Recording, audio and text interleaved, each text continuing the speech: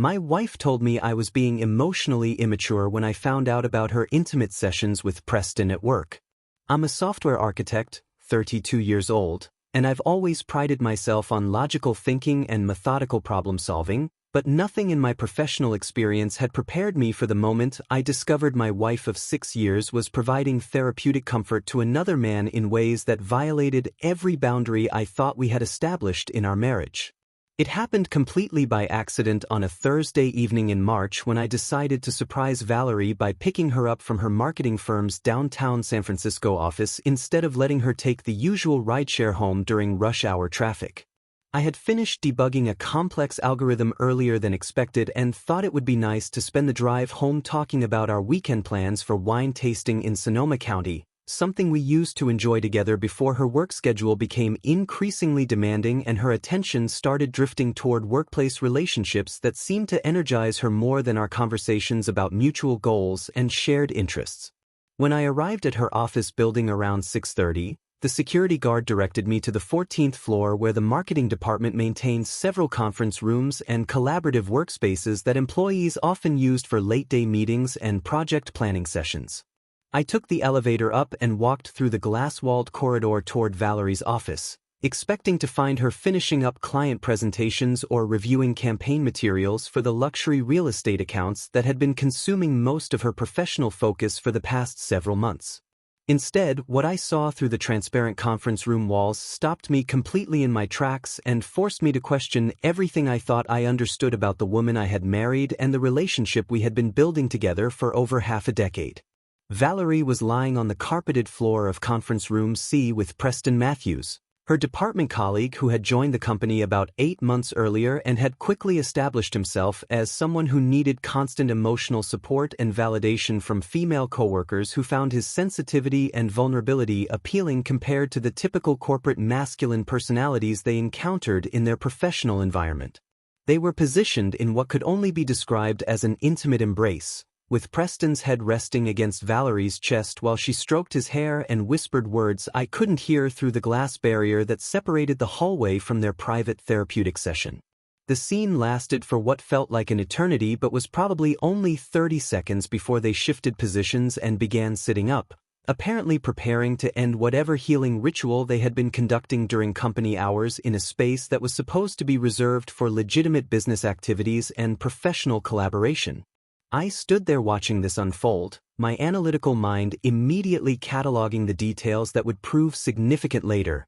the way Valerie's hand lingered on Preston's shoulder as they separated, the intimate positioning of their bodies that suggested this wasn't their first time engaging in this type of physical comfort arrangement, and most importantly, the complete absence of any apparent guilt or concern about being discovered by colleagues who might question whether their behavior was appropriate for a workplace environment. When I knocked on the conference room door, they both looked up with expressions that revealed everything I needed to know about their awareness that what they were doing crossed professional boundaries and violated the trust of Preston's girlfriend Michelle and my marriage to Valerie. Preston immediately started gathering his things and mumbling apologies about losing track of time during their therapeutic discussion, while Valerie smoothed her hair and adjusted her clothing with the practiced efficiency of someone who had done this many times before and knew exactly how to transition from intimate contact back to professional appearances. That evening at home, when I asked Valerie to explain what I had witnessed in the conference room, she didn't deny the physical contact or try to claim it was something innocent that I had misinterpreted through the distortion of glass walls and partial observation.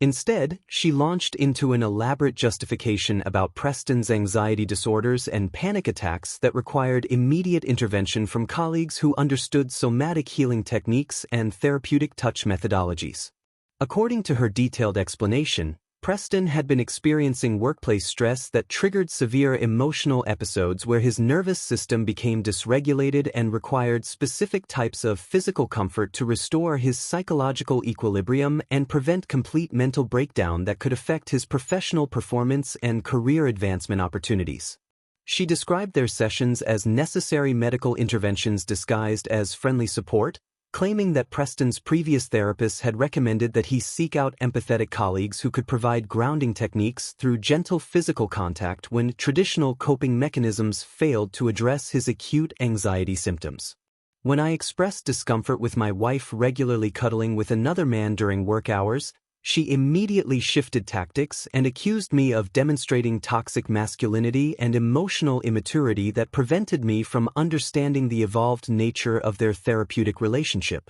She weaponized psychology terminology she had absorbed from wellness podcasts and self-help books, explaining that my jealousy and possessiveness represented outdated patriarchal conditioning that interfered with her ability to help heal wounded souls who needed feminine energy to restore their psychological balance. According to her increasingly passionate defense, Preston embodied a new model of enlightened masculinity that wasn't ashamed to seek emotional support from women, unlike traditional men who had been socialized to suppress vulnerability and maintain rigid boundaries that prevented authentic human connection. She told me that my inability to celebrate her role as an emotional healer revealed my own stunted development and need for professional therapy to address control issues that were preventing our relationship from evolving beyond primitive possessiveness into something more spiritually advanced. The conversation continued for over an hour, with Valerie explaining how their connection transcended physical boundaries because their intentions were pure and focused on emotional restoration rather than sexual gratification,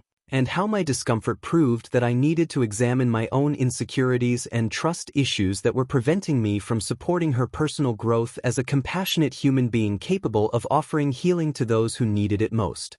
I had spent 4 months meticulously planning Valerie's 35th birthday celebration, investing $6,500 in what I thought would be the perfect weekend to reconnect and strengthen our marriage that had been slowly deteriorating under the pressure of her increasingly demanding work schedule and her growing emotional investment in Preston's psychological well-being. The planning had become my obsession during evenings and weekends, a project that consumed my free time as I researched exclusive wine tastings at boutique vineyards in Napa Valley, contacted Michelin-starred restaurants to arrange private dining experiences with renowned chefs, and coordinated luxury spa retreats that promised couples rejuvenation packages complete with therapeutic massage sessions, meditation workshops, and romantic accommodation in suites overlooking the Pacific coastline. I had spent countless hours on the phone with concierge services, event coordinators, and reservation managers, explaining exactly what I wanted to create for my wife's milestone birthday celebration and sparing no expense to ensure that every detail would exceed her expectations and demonstrate my commitment to making her feel cherished and prioritized in our relationship.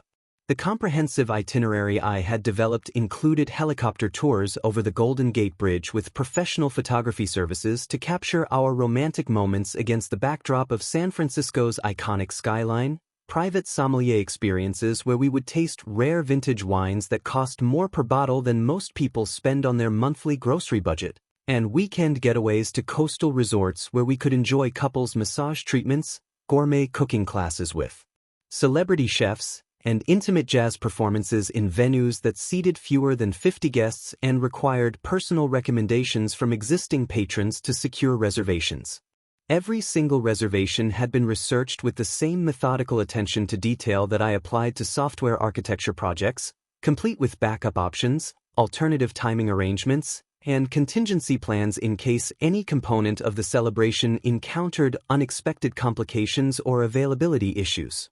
I had created detailed spreadsheets tracking confirmation numbers, contact information for vendors, timing requirements for each activity, and specific dietary preferences that needed to be communicated to restaurants and catering services to ensure that Valerie's experience would be seamless and luxurious from beginning to end. What I failed to recognize during those 4 months of intensive planning was how dramatically and fundamentally Valerie's relationship with Preston had evolved from casual workplace collaboration to something that was consuming increasing amounts of her emotional energy, intellectual focus, and physical availability in ways that were systematically replacing the intimacy and connection she had previously shared with me as her husband and primary romantic partner. Their professional interactions had progressed far beyond the typical colleague relationships that develop naturally in corporate environments, transforming into something that resembled a secondary romantic partnership disguised as therapeutic friendship and emotional support system. Preston had become the primary recipient of Valerie's attention during work hours, lunch breaks, and increasingly during evening hours when she would receive urgent text messages about his anxiety episodes that required immediate emotional intervention through lengthy phone conversations that stretched well past midnight and interfered with our own conversations about daily experiences, future planning, and relationship maintenance. I would lie in bed listening to her whisper reassurances and affirmations through our bedroom wall at 2 in the morning, promising Preston that she would always be available when he needed someone to talk him through panic attacks, social anxiety, and workplace stress that seemed to occur with suspicious frequency and always required her specific type of emotional support rather than professional counseling or medical intervention from qualified mental health practitioners. Her phone had become a constant source of distraction during our time together, buzzing with messages that she would read with the kind of focused attention and emotional investment that she used to reserve for important conversations with me about our shared goals, financial planning, home improvement projects, and vacation planning that had once been collaborative decisions requiring mutual input and consideration. She had developed new habits around her phone usage that created barriers between us during meals, television watching, and even intimate moments when she would check messages with an urgency that suggested Preston's emotional needs took precedence over our relationship maintenance and quality time together. I noticed that she smiled at her phone screen with expressions of genuine warmth and affection when reading his messages, displaying the kind of emotional responsiveness and engagement that had become increasingly rare in our face-to-face interactions, where she seemed distracted, impatient, and focused on other priorities that didn't include strengthening our marriage or addressing the growing distance between us. During this same period when their emotional intimacy was deepening and expanding beyond professional boundaries, I maintained my composure and continued focusing on the birthday celebration planning because I genuinely believed that once we had dedicated, uninterrupted time together away from work pressures, social media distractions, and Preston's constant emotional crises, we could rediscover the foundation of attraction, compatibility, and shared vision that had brought us together initially, and sustained our relationship through previous challenges and life transitions. I thought that creating the perfect romantic experience filled with luxury activities, thoughtful gestures, and opportunities for intimate conversation would remind Valerie why she had chosen to build a life with me rather than pursuing other options, and that the elaborate celebration would serve as a reset button for our relationship that had been neglected due to competing priorities and insufficient attention to relationship maintenance and emotional connection. The conversation that completely shattered my remaining illusions about our marriage happened on a Thursday evening in early April while I was preparing gourmet pasta with truffle oil and wild mushrooms, attempting to create another romantic dinner experience in our increasingly distant and emotionally disconnected relationship that had become characterized by polite conversation rather than genuine intimacy and mutual engagement. Valerie walked into our kitchen with that distinctive post-work glow that I had foolishly attributed to professional accomplishment and career satisfaction, when she casually mentioned that she had spent 2 hours that afternoon lying with Preston in the company's meditation room during what she described as his most severe anxiety episode yet, requiring extended physical comfort and emotional support to prevent what could have been a complete psychological breakdown that might have required emergency medical intervention or psychiatric hospitalization. I stopped stirring the truffle oil sauce and asked her to explain exactly what she meant by lying with him for 2 hours, thinking surely there had to be some professional context or therapeutic framework I was missing that would make this sound like reasonable workplace behavior rather than the intimate physical contact that her casual description suggested. She proceeded to provide a detailed account of how she had discovered Preston hyperventilating and experiencing what appeared to be a panic attack in the meditation room during her lunch break, and had decided to implement somatic healing techniques she had learned from wellness podcasts and alternative therapy websites, which apparently involved lying down together on the floor mats while she held his head against her chest and guided his breathing back to normal patterns through extended physical contact and whispered reassurances about his worth and emotional strength. According to her increasingly elaborate explanation, she had cradled his head in her lap for the first hour while practicing breathing exercises together, then transitioned to a full-body embrace where his head rested against her chest while she stroked his hair and whispered affirmations about his courage, sensitivity, and emotional intelligence until his nervous system returned to a state of calm and equilibrium that allowed him to function normally for the remainder of the workday. She described their positioning with clinical detachment, as if she were explaining a medical procedure rather than acknowledging that she had spent 2 hours in intimate physical contact with another man while her husband was at work, believing she was attending client meetings and focusing on professional responsibilities rather than providing therapeutic services that should have been handled by trained mental health professionals. When I expressed shock and discomfort that she thought this was appropriate workplace behavior for a married woman, she immediately launched into an elaborate defensive strategy that combined New Age spirituality with pop psychology terminology to justify their physical intimacy as a necessary intervention for someone who embodied evolved masculinity and represented the future of human emotional intelligence. She explained that Preston's willingness to seek emotional support and physical comfort from women demonstrated a level of vulnerability and authenticity that distinguished him from traditional men who had been conditioned by toxic masculinity to suppress their feelings, maintain rigid emotional boundaries,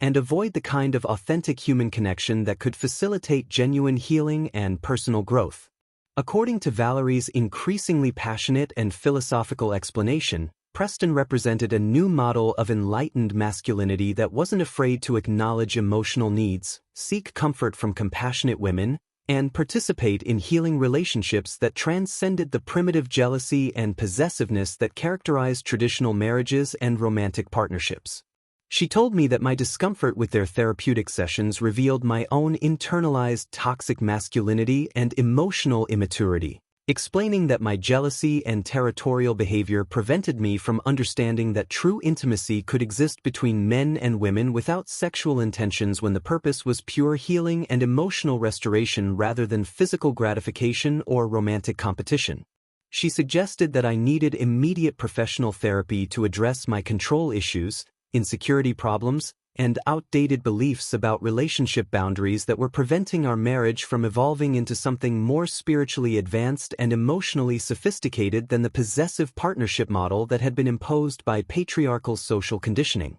The conversation reached its most infuriating peak when she told me that Preston had confided in her about how emotionally stunted and psychologically primitive most men were compared to women like her who understood the sacred nature of feminine healing energy and the importance of nurturing wounded masculine souls back to wholeness through unconditional acceptance, physical comfort, and spiritual guidance that required intimate physical contact to be truly effective. She claimed that my inability to comprehend and celebrate their special transcendent connection represented a personal failing that required immediate professional intervention if I wanted to evolve enough to remain worthy of her continued presence in my life, suggesting that she was considering whether our marriage could survive my emotional limitations and resistance to personal growth. As she spoke with increasing conviction and self-righteousness about their healing relationship and my deficiencies as an evolved partner, I realized that she had completely rewritten reality to cast herself as a spiritual healer and compassionate guide while positioning me as an obstacle to human progress,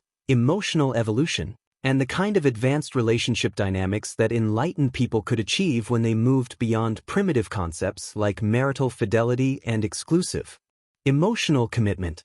Instead of escalating the confrontation or demanding that Valerie choose between Preston and our marriage in some dramatic ultimatum that would only reinforce her perception of me as a controlling and emotionally primitive husband who didn't understand evolved relationship dynamics, I made the strategic decision to completely agree with her perspective and apologize profusely for my emotional immaturity, toxic masculine responses, and failure to appreciate her compassionate healing work with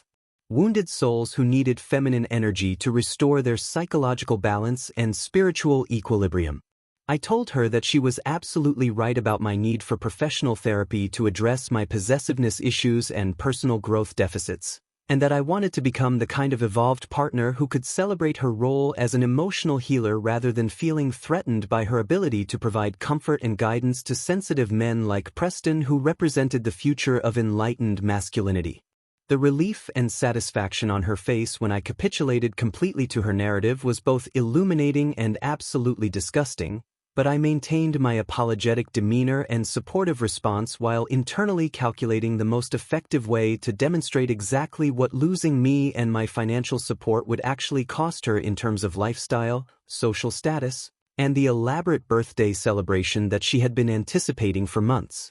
I spent that entire sleepless night systematically researching the cancellation policies, penalty fees, and refund deadlines for every single reservation, booking, and prepaid experience I had arranged for her birthday celebration, taking detailed notes on the specific procedures required to terminate each contract without leaving myself financially liable for her public humiliation while ensuring maximum embarrassment when she discovered that her perfect weekend had been systematically dismantled. The following morning, while Valerie was at work presumably providing more therapeutic comfort and healing energy to Preston during his ongoing emotional crises, I began methodically dismantling every aspect of the elaborate celebration I had spent 4 months planning and $6,500 financing through careful research, vendor negotiations, and coordination of logistics that had consumed my evenings and weekends for the better part of half a year. I started with the most exclusive and expensive reservations,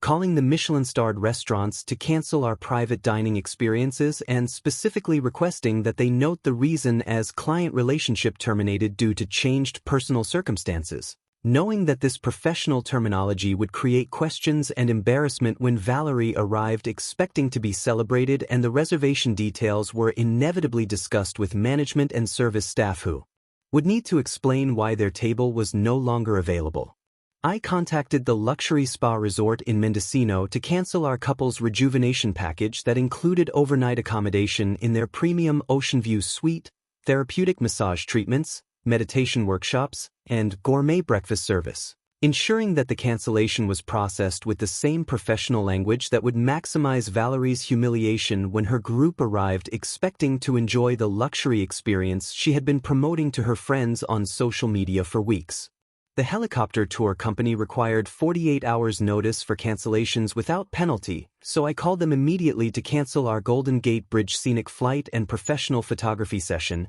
and the private sommelier who had been scheduled to guide us through rare vintage wine tastings at an exclusive Napa Valley estate that required personal recommendations and advance payment for the tasting experience. Each cancellation was processed with meticulous attention to detail and professional documentation that would ensure Valerie's maximum embarrassment when she discovered that her carefully planned celebration had been systematically destroyed by the husband she had dismissed as emotionally primitive and possessively controlling. While I was orchestrating the destruction of her birthday weekend, I simultaneously withdrew my contributions from our shared savings account where I had been depositing funds for home improvement projects and vacation planning, closed the joint credit card that I had been using to fund her lifestyle expenses and shopping habits, and transferred all available funds to my individual accounts while documenting every transaction with timestamps and screenshots for my own financial protection and legal documentation. I contacted the corporate housing facility near my office to secure a furnished studio apartment with immediate availability, explaining that I needed temporary accommodation due to personal circumstances that required privacy and independence while I navigated a significant life transition that might take several months to resolve completely. I spent my lunch break systematically removing my personal belongings from our shared home while Valerie was at work, taking only my clothes, electronics, important documents, family photographs, and sentimental items that belonged exclusively to me while leaving behind everything we had purchased together, including furniture, kitchen appliances, artwork, and decorative items that would only remind me of the relationship I was abandoning rather than fighting to preserve against her betrayal. And emotional manipulation. I changed my direct deposit information to reflect my new address, updated my emergency contacts to remove her name from all professional and medical accounts, and modified my insurance beneficiaries to ensure that Valerie would have no financial access or legal claims to my assets if something unexpected happened to me during this transition period when I was extracting myself from a marriage that had become financially and emotionally abusive. The precision and thoroughness of my strategic withdrawal felt exactly like designing a complex software system architecture project, except instead of building something functional and valuable, I was systematically deconstructing the infrastructure that had supported her entitled lifestyle, emotional manipulation tactics, and financial dependency on my income and planning abilities. I left no trace of my preparation or intentions, maintaining normal conversation and affectionate behavior when we interacted that evening, even going so far as to ask about her day at work and whether Preston was feeling better after his anxiety episode, knowing that she interpreted my questions as evidence that I was accepting her therapeutic relationship and evolving into the kind of supportive partner she claimed to need for her personal growth and spiritual development.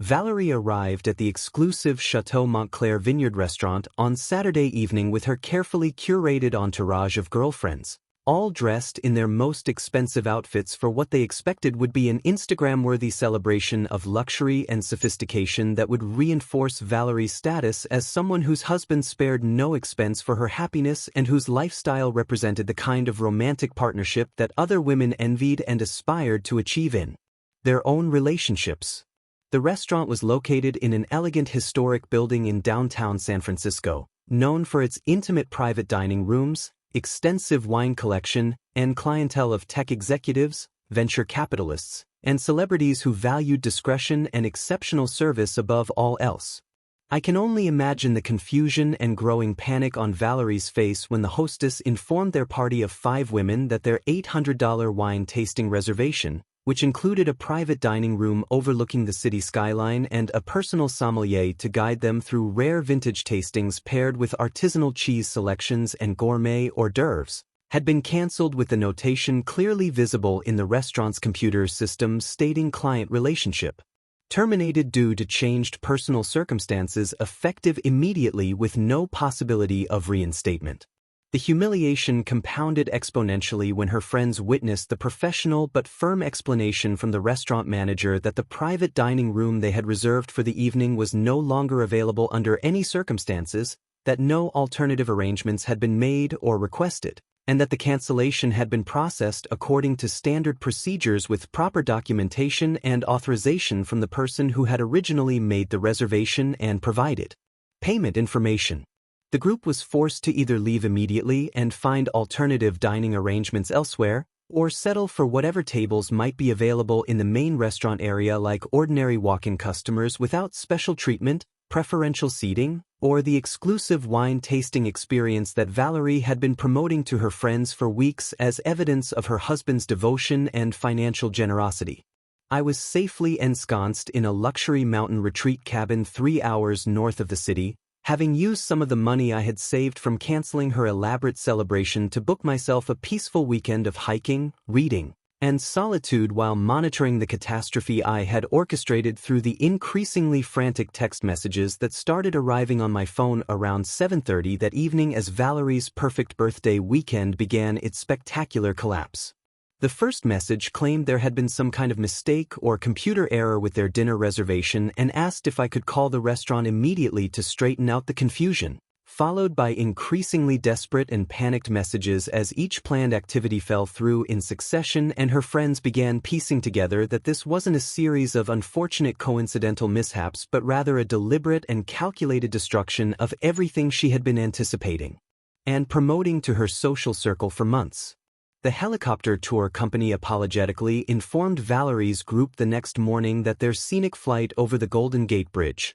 which was supposed to include professional photography services and champagne service during the aerial tour, had been cancelled with proper 24-hour advance notice as requested by the client who had originally booked and paid for the experience, and when she demanded to speak with a manager about what she insisted was an error or unauthorized cancellation, they professionally explained that the cancellation had been processed correctly according to their standard procedures with proper documentation, authorization codes, and client identification verification. Her social media posts from that weekend told the complete story of her public humiliation better than any revenge fantasy I could have possibly imagined, starting with excited anticipation selfies and group photos at the restaurant entrance with captions about celebrating another year of life and feeling grateful for amazing friends and an incredible husband who knew how to treat a woman properly. The posts progressed through increasingly confused and frustrated status updates about unexpected changes to their plans,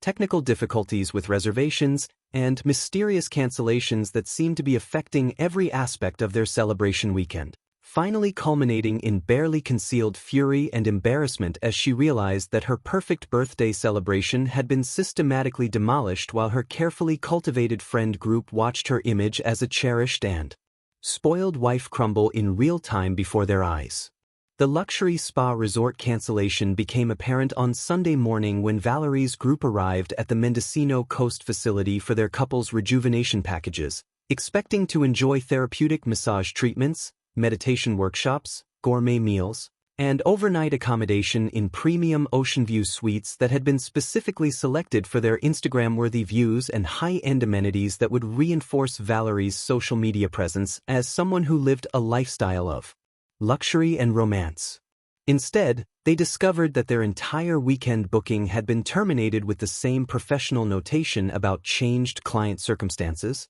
leaving them standing in the resort lobby with their luggage and weekend plans in ruins while other guests checked in around them to enjoy the luxury treatments and romantic accommodations that Valerie had been promising her friends for weeks as the highlight of their birthday celebration weekend. I watched her Instagram stories evolve throughout the weekend from confident poses at expensive locations with captions about feeling blessed and grateful, to increasingly frantic attempts to salvage some semblance of celebration through backup plans and alternative activities. But every attempt she made to implement alternative arrangements only highlighted how completely dependent she had become on my financial support and planning abilities for maintaining her lifestyle and social status. Among her equally superficial friend group who were now witnessing her complete inability to provide the luxury experiences she had promised them or to solve problems independently when her original plans fell through unexpectedly. While Valerie was dealing with the complete public humiliation and social embarrassment of her cancelled birthday celebration, watching her carefully constructed image as a pampered and cherished wife crumble in front of her closest friends who had expected to enjoy luxury experiences that would reinforce their own aspirations for romantic partnerships that prioritized their happiness and comfort above all other considerations, I implemented the second phase of my strategic response by contacting Preston's long-term partner Michelle with carefully documented evidence of their workplace intimacy sessions and ongoing emotional affair that had been systematically destroying our marriage while being disguised as therapeutic healing and professional collaboration. I had methodically compiled screenshots of Valerie's text messages describing their physical contact in explicit detail, recorded portions of conversations where she explained their intimate positioning during anxiety episodes, and created a comprehensive timeline of their relationship progression that painted an undeniable picture of inappropriate workplace behavior that violated both professional boundaries and basic relationship ethics that any reasonable person would expect their romantic partner to maintain regardless of therapeutic justifications or spiritual explanations. Michelle Rodriguez was a dedicated pediatric nurse who worked demanding 12-hour shifts at San Francisco Children's Hospital, often dealing with critically ill children and families experiencing the most stressful situations imaginable, and she had absolutely no idea that her boyfriend of 3 years was spending his comfortable marketing job workdays receiving intimate comfort sessions from married colleagues who justified their behavior as emotional healing, somatic therapy, and advanced relationship dynamics that transcended traditional boundaries. When I contacted Michelle and showed her the documented evidence of Preston and Valerie lying together in conference rooms, meditation spaces, and empty offices during work hours while engaging in extended physical contact that included head cradling, chest embracing, hair stroking, and whispered affirmations that lasted for hours at a time, her reaction was swift, decisive, and absolutely devastating for both Preston and Valerie in ways that exceeded my most optimistic expectations for natural consequences. Michelle immediately confronted Preston with photographic evidence, text message documentation, and witness accounts that made denial impossible, demanding that he end his inappropriate workplace relationships immediately or face the permanent termination of their romantic partnership and shared living arrangement that had been built on trust, mutual respect, and exclusive emotional commitment that he had been systematically violating.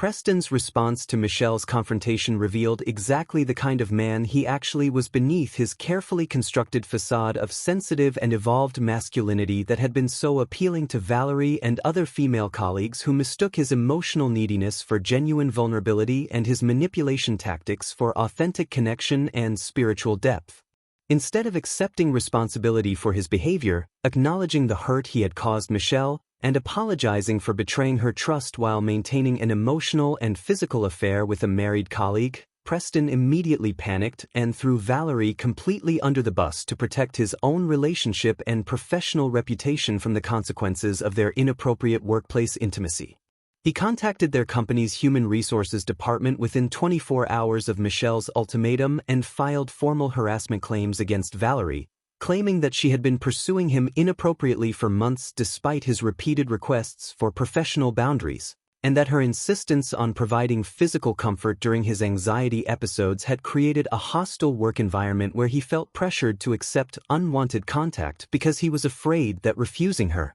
advances would damage his career prospects and professional relationships. The absolute irony and vindictive brilliance of Preston portraying himself as the victim of Valerie's advances, when she had been describing him to me as an evolved man who appreciated her healing abilities and represented the future of enlightened masculinity, was so perfect that I couldn't have designed a better outcome if I had orchestrated the entire scenario myself. Preston's false harassment claims were taken seriously by their company's legal department because they had to investigate all allegations of inappropriate workplace behavior, and within 2 weeks Valerie lost her marketing director position when the human resources investigation discovered that Preston's allegations were supported by security footage from conference rooms and meditation spaces, witness statements from colleagues who had observed their inappropriate behavior during work hours,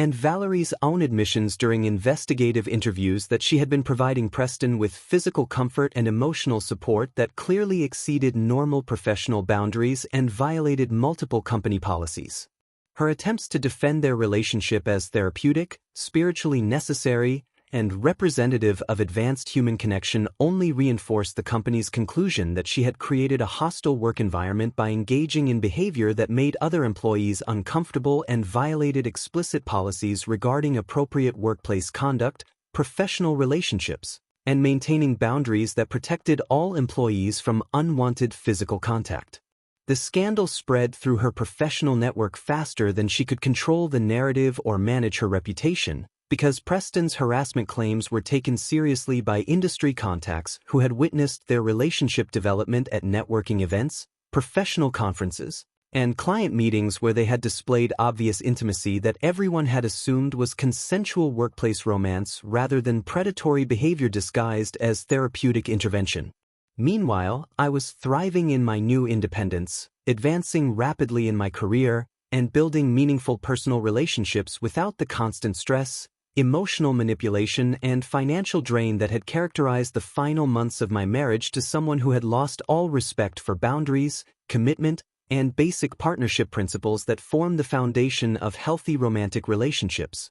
8 months after my strategic withdrawal from Valerie's life and the systematic destruction of the entitled lifestyle she had taken for granted while pursuing her therapeutic relationship with Preston, I encountered her at the annual Pacific Technology Conference where I was presenting my team's breakthrough financial modeling software to potential investors, venture capital firms, and industry leaders who had specifically requested demonstrations of the innovative algorithms and machine learning applications that had positioned our company as a leader in fintech development and secured substantial funding for future expansion projects. She appeared at my presentation booth during the networking session looking completely exhausted and professionally diminished, wearing a discount business suit that was clearly purchased off the rack rather than tailored to fit properly, and carrying a worn leather portfolio that contained dozens of resumes, business cards, and marketing materials she was desperately distributing to anyone who would acknowledge her presence at the networking sessions where unemployed professionals attempted to make connections that might lead to interview opportunities. The confident marketing director who had once lectured me about emotional evolution, therapeutic healing, and my need for professional therapy to address my toxic masculinity and control issues had been replaced by someone who looked like she hadn't slept properly in months, with dark circles under her eyes, nervous energy that screamed desperation to anyone observing her interactions with potential employers and industry contacts, and the defeated posture of someone whose carefully constructed professional reputation had been systematically destroyed by consequences she never anticipated when she chose temporary excitement over long-term stability.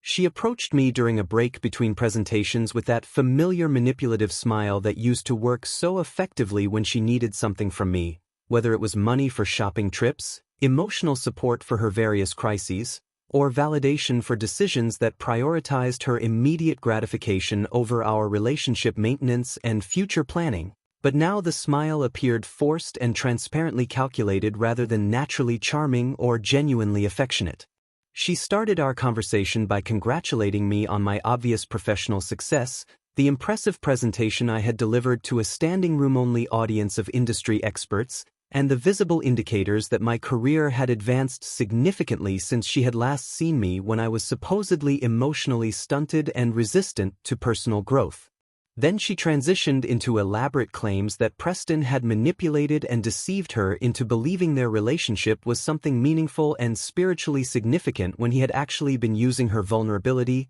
compassion, and desire to help wounded souls against her for his own selfish purposes and emotional gratification without any genuine appreciation for her healing abilities or commitment to evolving into a more enlightened version of masculinity. According to her completely revised narrative that conveniently absolved her of all responsibility for the choices she had made during our marriage, she had been the victim of Preston's emotional manipulation rather than an equal participant in their workplace intimacy sessions. And she begged me to reconsider our relationship because she had learned valuable lessons about recognizing toxic people who exploit others under the guise of sensitivity and emotional intelligence. She promised that if I would give her another chance to prove herself as a worthy partner, she would be completely different from the woman who had prioritized another man's emotional needs over her husband's feelings and would never again allow herself to be deceived by men who pretended to need healing when they actually just wanted attention and validation from women who cared too much about helping wounded souls recover from their psychological damage. I listened to her entire desperate monologue without interrupting, watching her cycle through every manipulation technique she had ever used on me, from tears and apologies that were calculated to generate sympathy, to promises of transformation that were designed to make me believe she had fundamentally changed, to subtle threats that I would regret losing her forever if I didn't recognize this opportunity to rebuild something stronger and more authentic than what we had shared before her. Therapeutic adventures destroyed our marriage. When she finished her performance, which included references to therapy sessions where she had supposedly gained insight into her mistakes and professional counseling that had helped her understand how Preston had exploited her generous nature, I calmly explained that she had lost privileges she had never properly valued and that our entire relationship had been built on her perception of me as a financial security provider rather than an equal partner deserving respect and consideration. I told her that she had treated me like a human ATM whose feelings were irrelevant as long as the money continued flowing to support her lifestyle and social media image, and that her current desperation stemmed from losing access to the comfortable standard of living I had funded rather than genuine remorse for the emotional damage she had caused through her betrayal and manipulation tactics. At that moment, Rachel approached our conversation area with 2 cups of coffee and a warm smile that immediately demonstrated the difference between someone who genuinely cared about my well-being and wanted to support my professional success versus someone who saw me as a resource to be exploited for personal gain and lifestyle maintenance. Rachel was a brilliant software engineer who had joined my development team 6 months earlier and had quickly become both my most valued professional colleague and my romantic partner. Someone who appreciated my technical expertise and leadership abilities while contributing equally to our relationship through her own career achievements, intellectual curiosity, and emotional maturity that made every conversation stimulating and every shared experience genuinely enjoyable. As I introduced Rachel to Valerie, I watched my ex-wife's face process the reality that I had not only moved on completely but had found someone who represented everything she had failed to be during our marriage. Someone who valued direct communication and mutual respect rather than manipulation and emotional games designed to extract maximum benefit with minimum reciprocal investment in the relationship's success and longevity. Rachel embodied the qualities that Valerie had always claimed to possess but never actually demonstrated: independence, professional competence, emotional stability, and genuine partnership rather than parasitic dependency disguised as romantic love. I walked away with Rachel toward the investor meeting that would determine the future funding for our software development project, leaving Valerie standing alone in a crowded conference hall surrounded by successful professionals who had no interest in hiring someone with her tainted reputation and history of workplace boundary violations, watching the life she had thrown away for temporary excitement with a coworker who abandoned her the moment his own interests were threatened.